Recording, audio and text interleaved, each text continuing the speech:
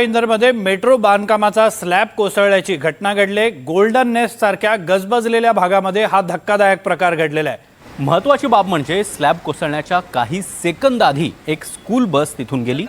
जर काही अनर्थ घडला असता तर सरकारवर पुन्हा एकदा मोठी नामुष्की उडावली असती।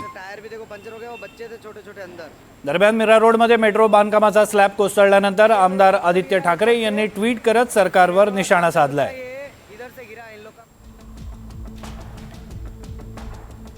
मुंबईकरांच्या जीवाची किंमत या सरकारच्या राजवटीत शून्य झाली आहे का?